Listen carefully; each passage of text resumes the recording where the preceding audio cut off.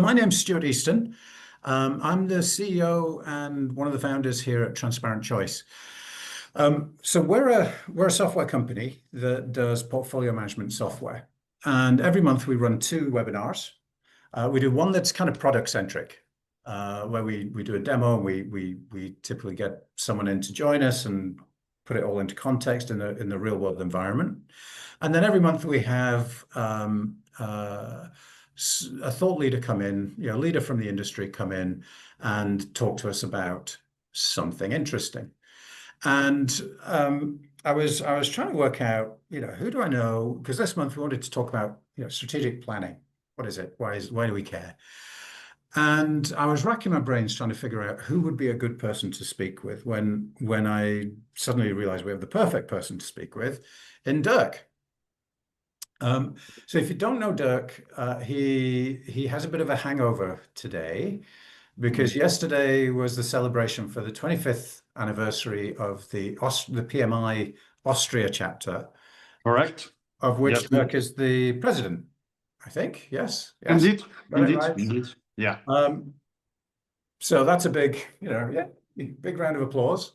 Thank you. So why do I think Dirk is the best guy to talk to about this, or a great guy to talk on this topic? Well, first of all, he's got really deep project experience, project management experience, PMO, leading PMO type experience. And then, in the latter part of his career, he's been more at the executive level, right? So the vice president, business unit director, and managing director sort of level. So he's lived the life that you all live, but he's also seen it from the top. And one of the biggest challenges that people have is to connect the top, is to connect the strategy to what we actually do, and to make sure we're actually doing what's going to deliver the strategy, right? And that's basically what we're going to talk about today, right? Is how to make that all work. So Dirk, do you want to just take a few minutes and introduce yourself, and then I'll... Sure. Okay. Thanks. First of all, thanks for having me. Looking forward to the conversation here. My name is Dirk Withake. Yes, yesterday was the 25th anniversary of the PMI Austria chapter, but it's not the afternoon, so we're all good. Beyond that one, I'm indeed the business unit director at a company called Frequentis, an Austrian company, but with worldwide ties. We serve almost every country in the world for safety critical solutions, hardware, software integrated solutions in the areas of air traffic management, public safety, defense, public transport, and maritime. So control tower solutions, and for, again, these fields, communication solutions. So if you board a plane 95 out of 100 times, the equipment or the software we are producing is involved in your flight. And actually, if you fly within Europe, across Europe, into Europe, out of Europe, there's definitively the software that my team builds is involved in planning your flight. So that means safety critical solutions is something where safety, redundancy, thorough project management, thorough strategy is extremely important.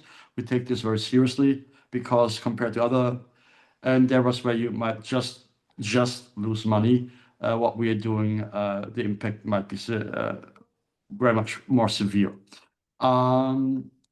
History-wise, again, I'm now an executive since 8 years running in a business unit, and occasionally as well, it's a known legal entity. But before that one, I had a project management career, starting with a sub-project manager, or first actually project team member, sub-project manager, project manager, multi-project manager, program manager, portfolio manager, PMO manager. So the whole works. So if you're in there, I envy you. I would love to go back there. So that were really great times, really being in the trenches, I have to say. I miss this a lot. So sometimes I do special project on behalf of the board as kind of a side gig if they want to get something done. And just for the fun of it, I've structured my business unit like portfolio. So following the classic portfolio management principles, working closely as well in the company I'm working for with the PMO there. So know this as executive, working with the PMO as well during my time prior to joining Frequentis. I was for 14 years with the CSC, nowadays called DXC, as a principal consultant in project management and all aspects of project management. And I did implement as well one or the other PMO at the time. Back in the day, that's now 15 years ago. And when I look now at the methodology and tools available, I go like, they're so much better now than it used to be. So we've come so far, and I really feel a little bit kind of stupid what I've done at that time. It worked, don't get me wrong, but there's so much better quality now than there used to be. So it's come a long way, I really have to say. But I've been all across industries. So during my consulting years, producing industry, oil and gas in the UK, all across Europe, entertainment, high-tech manufacturing, supply chain, all these kinds of been across most, I wouldn't say all, but most of the different industries available. Brought this into my job now with Frequentis, and again, leading a team. Currently, my business unit consists of 70 people located in Austria and Romania. So that is a bit about my background living here in Austria, though I'm actually German. So I moved to Austria straight after graduating from university. And that's now more than 25 years ago. And here I am. So that's just briefly about me. And may I introduce my little pal here? And I think that's very important for Stuart, because he's the duckman, as I know, having met him before.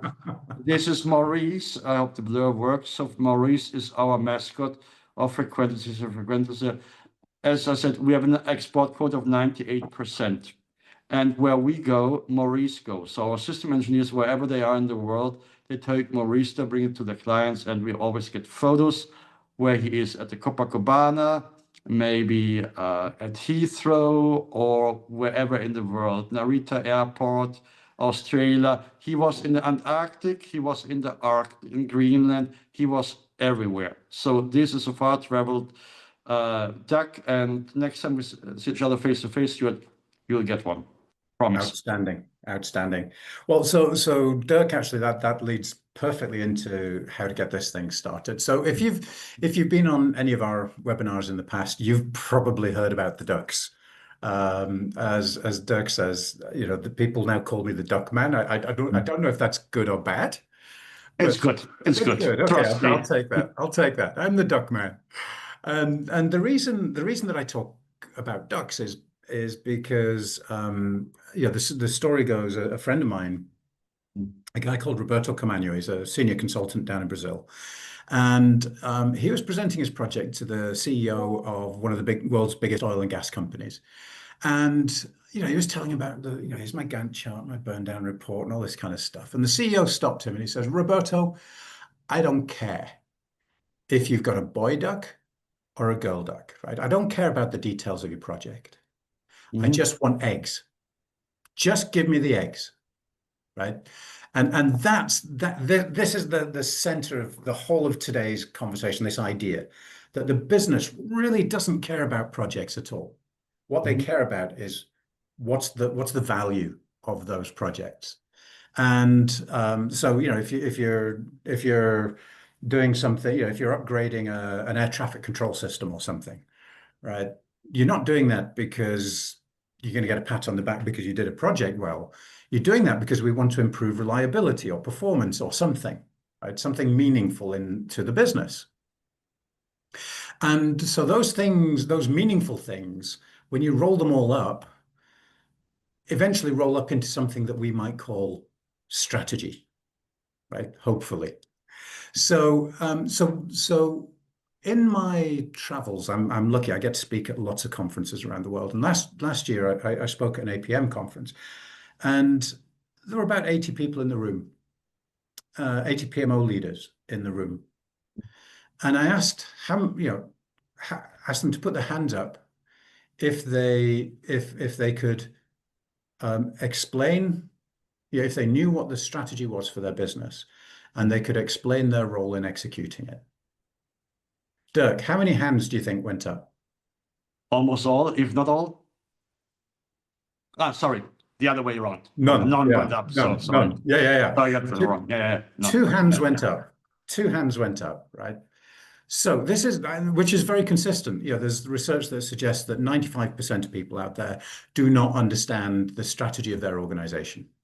So why don't we just start? And the key thing is that the PMO is the absolute pivot around which strategy execution turns, right? So if the PMO doesn't understand the strategy, then what on earth are we doing here, right? What's the point? So 78 out of 70 people, very unscientifically, couldn't describe their strategy, their company's strategy. So let's start off, Dirk, with a simple thing. What is strategy? What does it mean, right? So as an example, so with your executive hat on, when somebody says to you, what's our strategy? How do you think about answering that? You don't need to tell us about your strategy, but how do you think about that answering that? As I've been through the process multiple times from different positions, first of all, I think, what is it what we're not doing? I mean, in terms of, as Steve Jobs says, define what you're not doing. That is the first step to strategy, because it's very easy to say I want this and that and everything, and not saying what you don't want. So to me, basic strategy is first of all saying, what is it what we're not gonna do? And then the next step is, of the things we're gonna do, what is it we're gonna do first and what we're gonna focus on? And then what is the next thing and the next thing? And what we're focusing on is something that brings us to the objectives, to the goals of the organization I'm leading. A commercial organization, NGO, a government organization, whatever that might be. I have to have the objectives defined, and I have to break them down to strategic goals, and I have to sort them by priority. And when I see sort, I mean rank, okay? Not high, medium, low. Been there. So in the classic situation, 50 goals or 50 projects, ranked by high, medium, low, 30 people in the room, 2 days wasted. And at the end, 48 of the goals of the projects are ranked high, one is medium and one is low, if you're lucky. So no real ranking here. And essentially, a strategy is as well something that sets you apart. That is as well, that basically makes it different in the way you're working going forward once you implement that one. Because if it doesn't make a strategy and what you're actually doing, why have you bothered spending the time on the strategy? Then you could just save the time, obviously.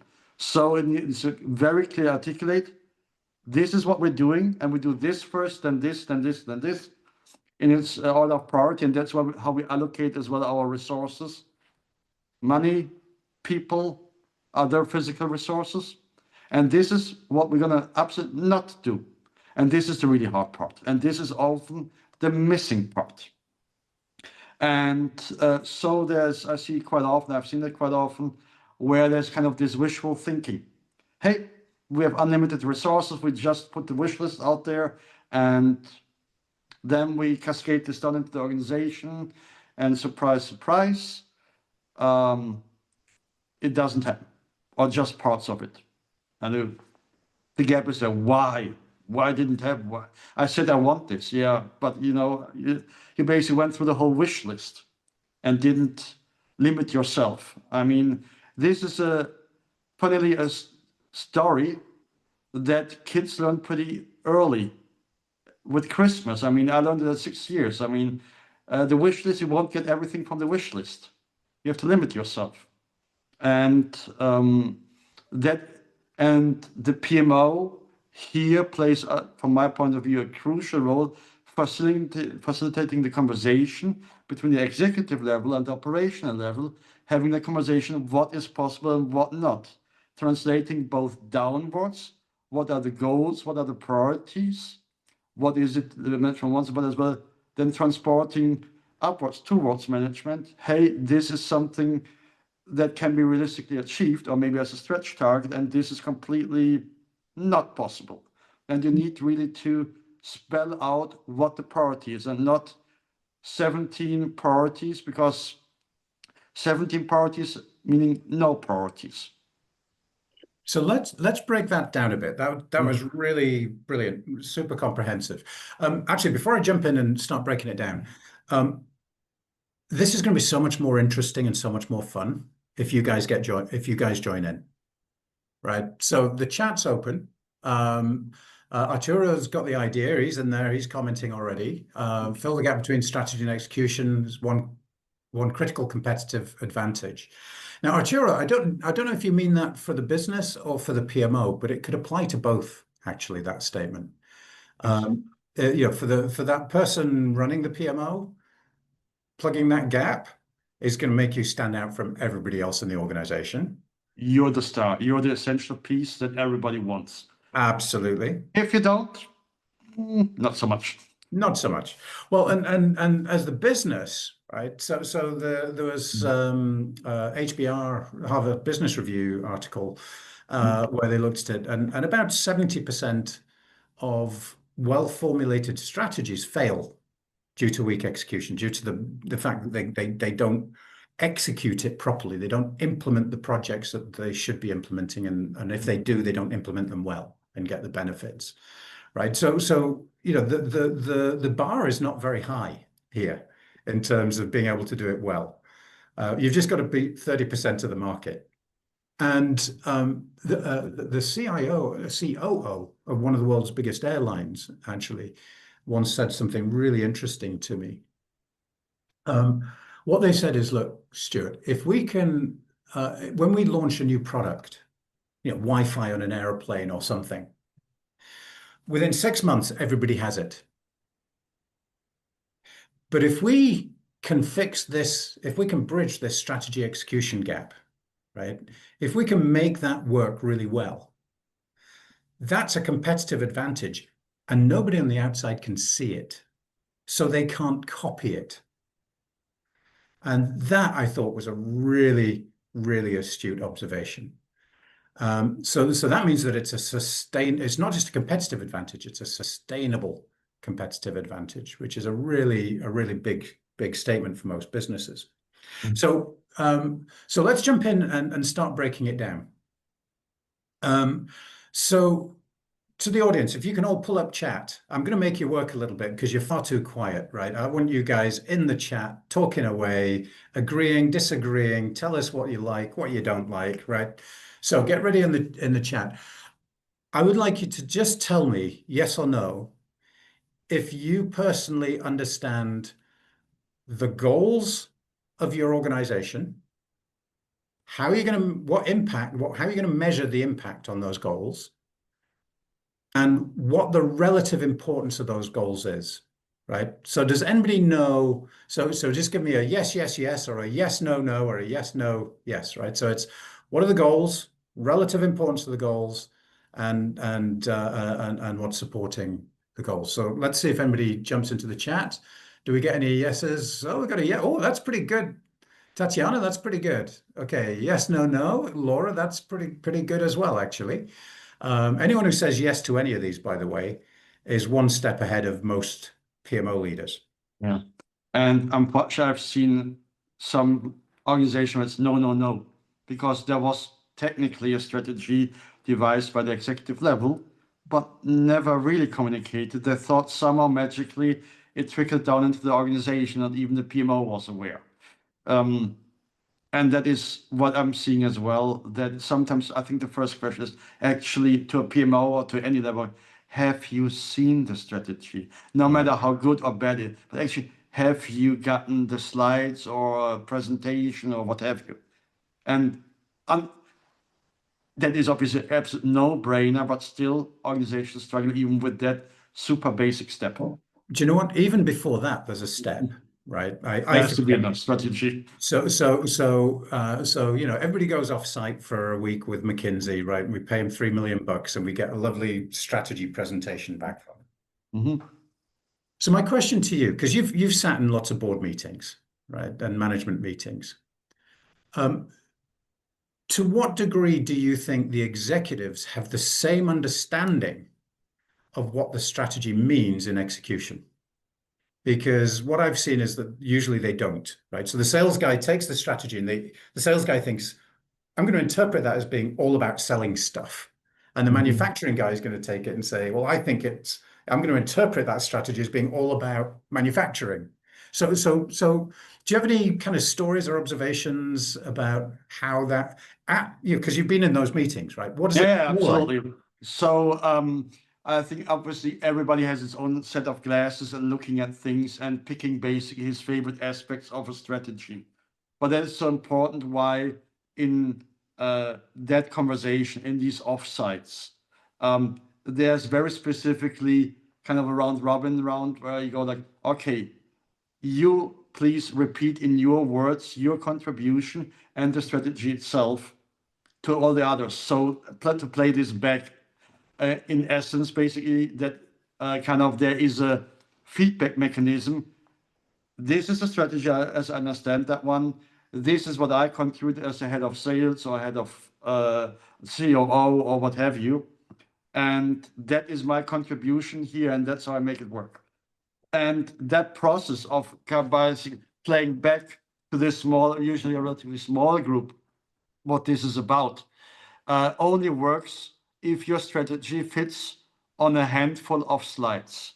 If you have these strategy decks of 30, 40, 50, 100 slides and beyond, it's okay to have backup slides with a lot of details. That is okay, don't get me wrong. That's all fine, and that's quite often needed, that really thorough detailed analysis work is being done. But the core strategy, if you can't fit this on a maximum 5 slides, really the core elements, then you have a problem. Because in my experience, the quality of the strategy is inversely correlated to the number of slides you need to put that on. And so if you can, within, say, not an elevator pitch, but let's say 15, 20 minutes or half an hour, play back the strategy from your point of view, from your role's point of view, and the contribution you bring into that strategy to make it alive, so that the other people in the room, the executives, go like, that is where it's coming from. And no, I've got that one different. Obviously, you need to have an open communication situation and basically power balance that everybody speaks up. That obviously needs to be there. It is not always there. I've seen a situation where basically dissent was kind of discouraged. Actually, not in the company I'm working for now, but as a consultant, I've seen that one. But in essence, that is important, that you see the strategy played out and repeated, coming through different lenses and spoken by different people. And then you can adjust and see the blank spaces or the overlaps or the misunderstandings. Takes time, takes effort, and everybody wants to go to dinner and have the wine. I get that one, but sometimes I have to say, no, only once we've done that one, then you get to the nice fancy dinner. Yeah, there you go. Well, so one of the things that I often see is that, and I think you just described it, is that there's a balance, right, between I want something that's nice and short that fits on 5 slides, but by definition, anything that's that concise is also rather vague. It's quite high level. Vague's maybe the wrong word. It's high level. And one of the challenges that organizations sometimes have is translating that into what do I do tomorrow? And and when I'm personally making decisions, how should I be making those decisions? So one of the really good tools to and this is a really good service that PMOs can provide, for example, to executives, is to work with a leadership team to translate the strategy into a set of goals. A good strategy should have clear goals, by the way. Yeah. So it might be growing revenue, inventing a flying car, and doing something else, right? So I've got some very clear goals, and then helping the leadership team have a really it's exactly what you were saying there, Dirk, about taking different perspectives and having a clear conversation about which of those goals is more important for us to focus on. Because if driving revenue, if inventing the flying car is absolutely the most important thing, then I'm going to make one set of decisions. But if revenue is the absolutely most important thing, I'm going to make a different set of decisions. Mm. And if different executives don't agree on that weighting of those goals, you said it right. It was one of the first things you said was about weighting these things, right? Prioritizing them. If you don't agree on the weighting of these goals, then they're going to be pulling in different directions. And that's disaster for execution, right? That's going to destroy your execution. So there's a methodology called AHP that lets you do this. It's really powerful. It helps executives compare these pairs of criteria as a team, listening to each other, learning from each other, and really helps build understanding and buy-in and consensus around this vision. It forces them, if you like, to come out of their stovepipes and into this zone where, okay, we're now executives. We are the board. When I'm no longer the VP of sales, in this meeting, I'm a board member figuring out what's best for the organization, right? And that's quite a difficult transition sometimes, Dirk. Absolutely. But you mentioned the AHP process, and I've used this myself. And I think as well when I was working on the portfolio level or as PMO. So I'm pretty familiar with the process from different angles. So ideally, that process is maybe not explicit, but implicitly already used in the executive level conversations, basically. In that conversation, hey, if this is more important than that, it doesn't mean we do both. It means we do the first thing at the expense of the second thing if push comes to shove, if we're running out of resources. Is it understood, or do you have a problem? Or is it actually, when push comes to shove, you want the second thing more than the first one? That's we talk about that one. And this is whole logically consistent. That is what the whole process does. So ideally, that part of the conversation already happens on the executive level. Often it doesn't. Because kind of this ranking sometimes is misunderstood as like you have the rank 1, 2, 3, 4, because 1 and 2 and 3 and 4. That's not what it means. That is sometimes not fully understood. And that is here, ideally, where the PMO comes in and says, actually, thanks for your 4 goals. Great. 5 slides, high level, not vague, but high level. Get that one. Can we do now, have a little conversation? Does that mean 1 actually gets all the resources, 2 only gets resources if there's enough resources left, and 3 gets none? Do we get this correctly? And having that conversation, if the PMO is well positioned and as well the executive level understands the value of that conversation, that once they've through that conversation, and this is properly trickled down via the PMO into the organization, that they see the results, then this is super valuable. If it still doesn't make a difference, then obviously it's a waste of time. But here the PMO, a well-positioned PMO with the trust of the executive level, can trigger that conversation if it has not happened yet. And that is one of the key values, basically kind of guiding the executive level, the executive board, through the maze of possibilities and saying, basically, guys, this is not Christmas with unlimited funds for everyone. There's a budget here, or there are a number of resources. There's a capacity. And let's have that conversation. What is the actual trade-off? The trade-off discussion is never easy because it means cutting back on your wish list. And as everybody knows, nobody loves to cut back on their wish list. But it's absolutely essential because if you want it all, you'll probably get none. And that is where the PMO can come in. And via, for example, that process, but as well there are other tools.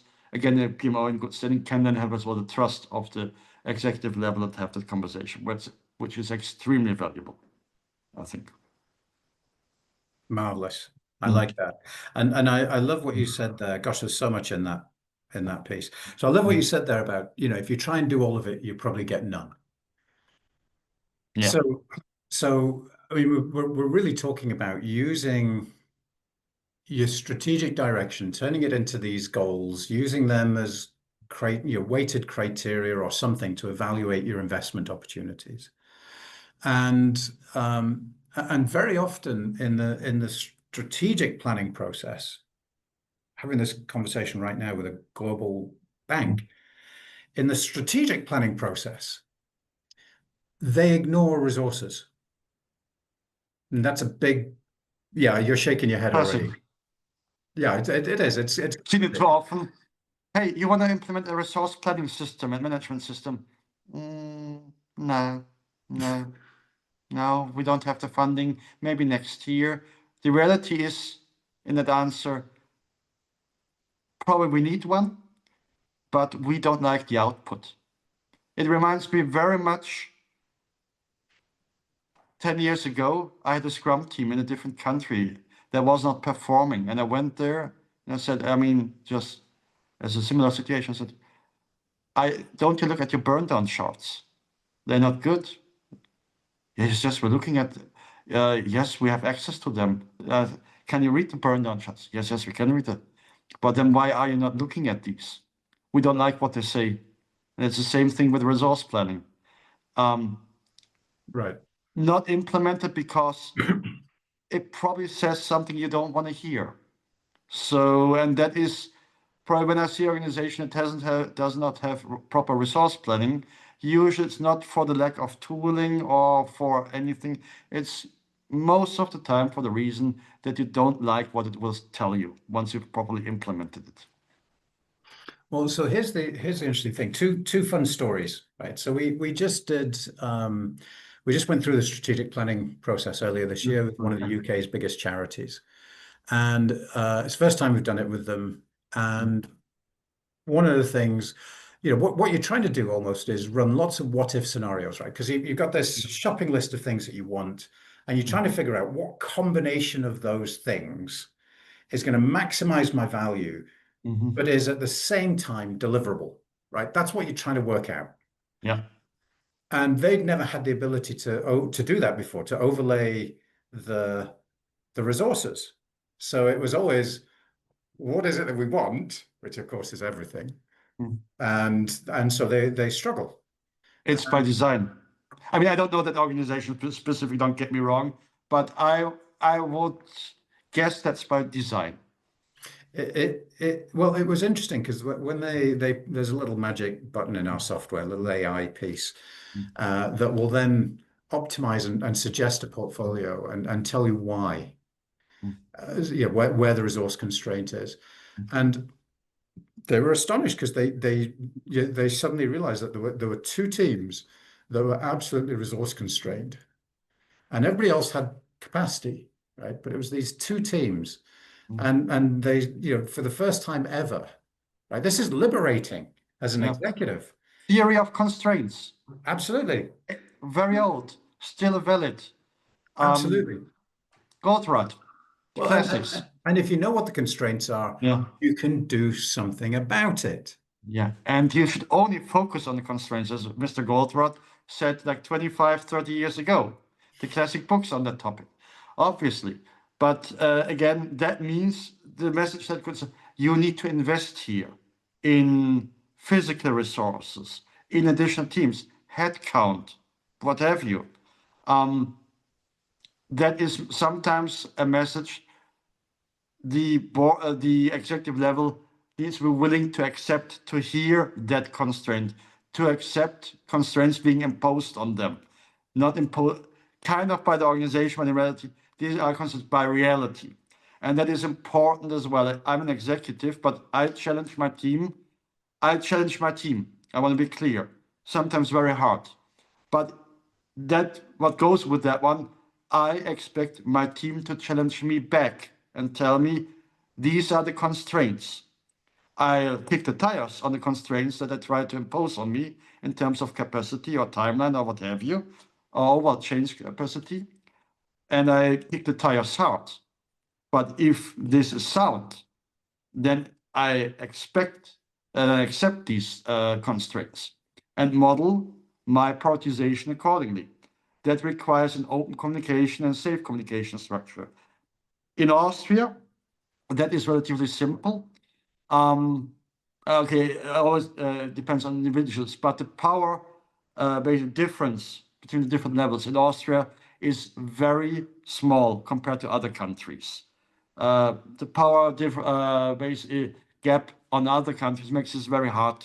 And I've been around the world, so I know there are cultures, and even as well company cultures, where something like this is very difficult to have. But in the industry where I'm working, safety critical, it is absolute paramount that all problems, all constraints come on the table. Because if they don't, there's a huge risk of to life and limb at the end of the day. So things need to come out, and people who tell you we can't do this because, and it's always to be a big cause, not because I don't like it or because I don't want to do this. There needs to be a valid cause, but they need to be able, and they're expected to voice this without fear of being punished for this one. This is absolutely essential, that the constraints, the reality, are bubbling upwards and then are as well accepted if they make sense. And this is being structured accordingly. And here the PMO plays as well a vital role when the project program level, individual level says there is a constraint, that the PMO stands next to that group and says, we have checked this, this concern is valid. This is not just that guy not want to doing this one. This is a valid concern, dear executive level. You should take this seriously. This is an important role. Again, there needs to be trust of the executive level to accept this. And so you have to have a PMO in good standing. But once you're there, this is extremely important and valuable. Absolutely. And I think this is key, is that historically, traditionally, in many organizations, you have what Laura Barnard would call the strategy execution gap, right? So you've got the strategy formulation happening here, and they're sort of saying, yeah, if we want to achieve these goals, then we have to do these 50 projects. And then they throw them over the wall, right? Throw them over the gap to the PMO and say, execute that. Okay, that doesn't work. No, it doesn't. That doesn't work. You're guaranteed to have too many projects. You're guaranteed to have resource bottlenecks. And by the way, resources really matter. When you overload your resources, right? So the American Psychology Association did a study, and they looked at when people are task switching, because by the way, when you're doing complex tasks, people don't multitask. You can't multitask. We task switch, right? We go from project to project. So when you're task switching, you lose up to 40%, 40% of your capacity. You make more mistakes. That means more rework and so on. So overloading your people isn't just, I mean, it obviously feels stupid, but it actually cripples your ability to execute. It reduces the capacity that you've got to execute. So the PMO, and I'm putting words in your mouth, Dirk, here, but the PMO is, I suspect, the only team in the organization that could be and should be at the table in that strategy discussion, who understands the delivery constraints, right? So when you're doing that, so go ahead. Absolutely, should be. And spot on, Stuart. I mean, this is so essential. And I mean, in producing industry, the concept of ramp up, ramp down cost, I mean, this is absolute basis. This is kind of a no-brainer. Everybody in the shop floor knows about that one. And I started my time as a project manager and project team member in shop floor environments. So I've seen that one. But this concept of there's a price to be paid for multitasking and for ramping up and down. This is sometimes there's a very novel concept on some executive level or as in project level. Really? Yes, really. Guess what? And that's old news actually. So PMO has a role in over and over again, basically educating a little bit, honestly speaking, the executive level of the price to be paid if you want to have it all at once and not one after the other in a way, or basically with at least a reduction of multitasking. You seldom can get to a single task. I mean, that would be very nice. That is maybe in a lot of settings not absolutely realistic, but you should at least always strive to get as close as possible. So it's kind of a lighthouse. And as someone very smart at the beginning of my career said, the point of a lighthouse is not that you drive the ship into the lighthouse, but towards the lighthouse. So, and giving a direction, essentially. So that's what this is basically about. And the PMO has a role to play to having that conversation back this up. As well, the 5 pages actually of slides. Spelling on the basically translating this to the broader community of project. This is strategy. This is how your project or your program relates, supports this or that strategy, part of the strategy or whole strategy. That's the role it plays. And giving them as well being the thing of being part of the overall puzzle. And not just a random puzzle piece that's laying around. And yeah. Well, so Mark actually just made an interesting comment in the chat, which is, he said that sometimes the PMO is the only group that has true visibility into all verticals. And that's a really interesting. So sometimes they are, but sometimes they're not by design. If they are verticalized, basically. Yes, so they're in their little stovepipes, and very often that's a sign that, you know, it's not being driven by your strategy, it's being driven by politics and the stovepipes. Right? Yeah. I mean, at the end of the day, it depends as well about the size of the organization, obviously. There comes as well a point where sometimes probably makes sense to break it down, but then you should at least have an enterprise PMO level that kind of consolidates a high level information on that level. But yeah, I tend to agree. Yeah. All right. So I'm gonna change gears a little bit. So I'm going to do a quick flag wave because a lot of what we've talked about here so far is about, you know, defining those goals, you know, the business goals, and then figuring out which projects we can do to support those goals, to maximize the impact on those goals while staying within our resource constraints. So my little flag wave is anybody that's interested or wrestling with that, come on over and book some time with me. You can jump on my LinkedIn or just go to our website and book a meeting with one of our team. Because we've built some software that does exactly that. We've got some AI that will run, you know, to some degree, a lot of this is about just being able to run scenarios, right? To look at different scenarios. What if we combine this one and this one? Well, that'd be okay, but then we run out of resources here. Well, what if we combine this one? Well, that's good, but we'd run out of resources here, right? So sometimes this process is quite, or usually this process is quite manual. So we've built some special AI that can run thousands or even hundreds of thousands of scenarios in a few seconds and find the one that's optimal. So when you're in that meeting with the leadership team, you can give answers quickly, right? And you can run those scenarios and give optimized answers in a couple of seconds, instead of saying, well, I'll come back to you next week when I've played with my spreadsheet. Yeah. But then I say, unfortunately, the offsite is now over. We don't have a week for that. That's right. But exactly. It would be nice sometimes. Exactly that.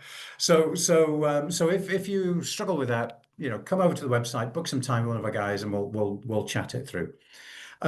So I just want to change gears slightly for the last sort of 10 minutes or so, because you said something really important, which is, you know, I forget the exact phrase, but it was something like for a well-formed or a well-positioned PMO, right? So what we know is that most PMOs are not well-positioned. 72%, according to one study, 72% of PMOs are being called into question by the executive team.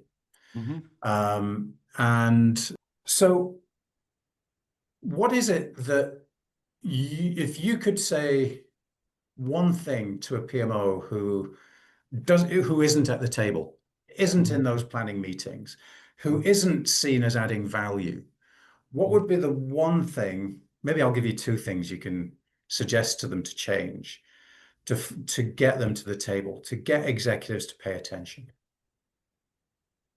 I think what in a lot of organizations, not all, obviously, is missing, and where the PMO can quite easily demonstrate the possibility of value that they can bring to the table is basically saying, okay, you have here your strategy, you have your strategy goals, we have here the portfolio of project and programs. Wouldn't it be nice if we could tie your strategic goals to this and tell you for strategic goal A, these 7 projects support this one, and for B, it's these 3 and what have you. Wouldn't it be nice? And I would say, almost every executive would say, that would be really nice. Yeah, let's have that one. So if you have that one, you go like, here you have it. You go, like, great, super PMO, excellent. And next step is, hey, actually, in terms of cost and resources, is this as well kind of grouped according to our priorities? So is priority 1 getting the most resources and capacity or not? So if you have that one, you can immediately demonstrate if the allocation of resources in the organization matches the strategy or not.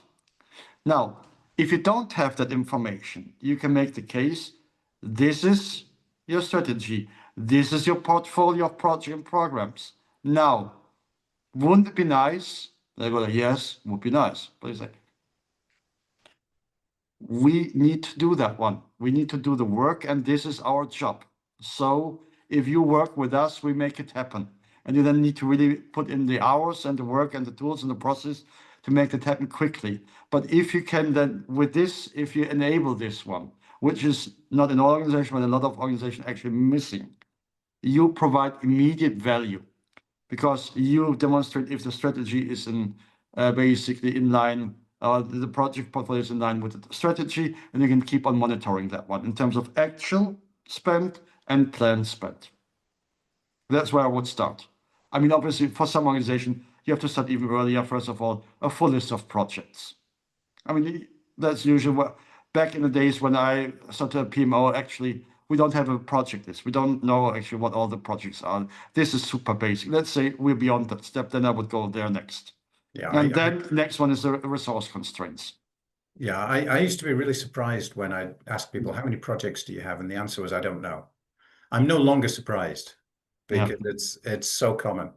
And it's really important. And then start layering on top your resources. Now, I want to pull something out from what you just said, Dirk, because it's really, really, really important. And some people may have missed it. Your answer as an executive talking to the PMOs, your answer for what would you do had nothing to do with project methodologies, templates, tools, and processes, had nothing to do with agile or waterfall or wagifall or any of these things. It was really simple. It was about show me how my portfolio is supporting my project and add some value that's solving my problem. Right? It wasn't about ducks. It was about eggs. I couldn't care less about ducks. Though sometimes, as I have a history in project management, sometimes if I'm just interested, I might ask about the duck. But that's just because I'm curious once in a while. I want to see the ducks too in the house. But obviously, all the processes, methodologies, tools, all of that one is necessary to produce the eggs. If someone goes like, I want only the eggs, forget about the ducks. Let's not waste time with the ducks. Just the eggs, please. That's not how it works, even in nature. And neither in project management. That's right. You need to have both, but basically the ducks are behind the curtain. Yep. Couldn't agree more. Couldn't agree more. I mean, one of the things that I would always suggest to people in that situation is to actually sit down with your leadership team and just ask the question, what are the things that are driving you mad? What are the things that you wish you were getting that you're not getting from this strategy execution organization? And let me ask a quick question. So thumbs up. So everybody knows, hopefully at this stage, how to do thumbs up reactions on Zoom. There's a little heart-shaped thing down at the bottom. Press that. Give me a thumbs up if you are in project delivery. Gosh, nobody's in project delivery. Is anybody involved in project delivery? Oh, two. See, We two. got two. I'm astonished. I would expect that everybody would be giving me thumbs up at this point. Maybe they've gone to sleep. I don't know. Okay. I don't know who put the thumbs up, but you're wrong. Mhm. You're not in project delivery. You're in strategy execution. That's Yeah, what your job is, right? Would you agree with that, Dirk? absolutely. And by the way, if you're not seeing any X, maybe you should check if there are any ducks behind the curtain. And sometimes you find out no ducks, thus no X, and then maybe you should get some ducks. Yeah. Well, so this is so that's interesting. So given that, we started off by saying we have a discussion, we agree some goals. Mhm. One last little point here is, um, again, just give me a wave or a thumbs up or something. Um, if you've heard of, thought of, if you would like to be better at benefits management. Okay, so we've got some thumbs going up. Mhm. Excellent. So this whole thing about strategic planning, right? It sounds terribly important. It sounds otherworldly, something like what execs do. But actually, strategic planning is just the first step in benefits management. All it is we're translating the strategy into what are the benefits that we want as a business. Mhm. And only then should you start thinking about what projects would support those benefits and deliver those benefits. So this may sound like it's, like we've been talking about this weird strategy thing, but actually we're really just talking about benefits management. And, we know what that means. We know what that is. So, now we've got a couple of minutes left. I've asked Dirk a bunch of questions. We haven't had many questions from the audience. So is there anybody out there who's got a question or a thought or an observation that they'd like to throw at Dirk and see what his thoughts are? So actually, Kevin, fabulous question. Mhm.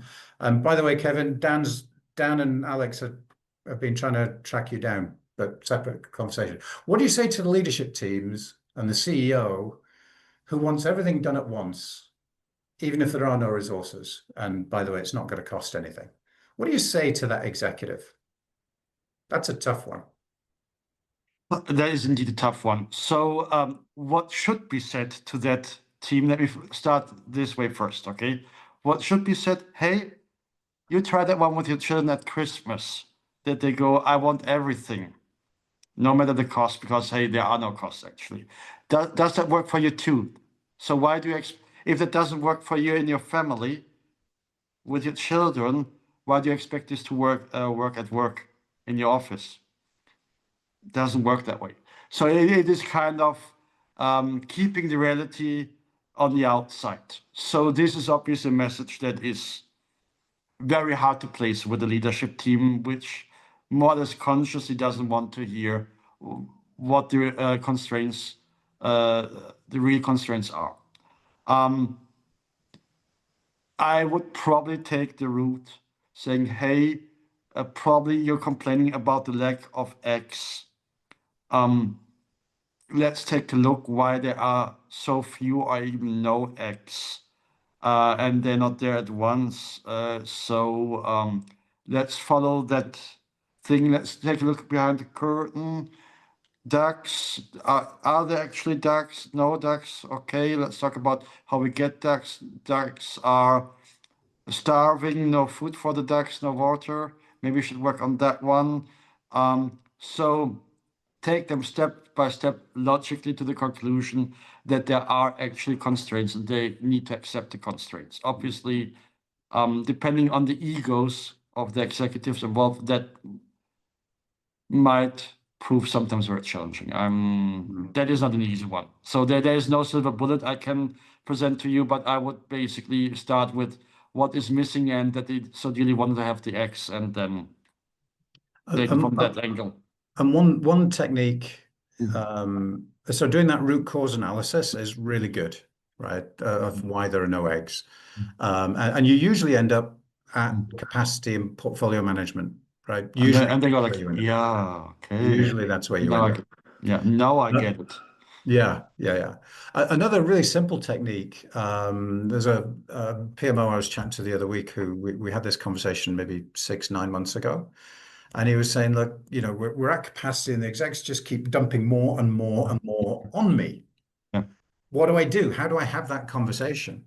And so what we suggested he do is just make a list of all the projects they're working on and the resources that they were consuming, and just show, that we're already at or above capacity. And when the next project comes along, you just show them that data. And then you just ask, fabulous, yeah, we can do that project. Which of these would you like to stop? Via visualization, for example, the classic backlog with the waterline. There's a fixed waterline. Now you put something on top, on the top, drop something below the waterline. That is one way to visualize this. There are different other ways as well. Yep. It goes a long way. Again, still, and the executive or the executives need to have a sufficiently open mind to have that conversation. Yeah. Well, and when you do, so there are better ways and worse ways to do the prioritization, right? So the AHP thing I mentioned earlier is good. We've got really cool software that does this. But the first step is just getting this understanding that resources are finite. You can't just have everything. And so the waterline, just showing them what the resource utilization is, any of these techniques, just to make it visible. So it's not you being a pain. It's not you being obnoxious and saying, no, here's the data. You're the executive, you can do whatever you like with this data, right? You make whatever decision you like, but I'm going to give you the data so that you can make the decision. And that's usually when things start coming together. And by the way, showing them that data is exactly that kind of value that Dirk talked about right earlier on. So we're at the top of the hour. So I want to thank Dirk for joining us today. Really appreciate it. I look forward to seeing you in Phoenix, sir.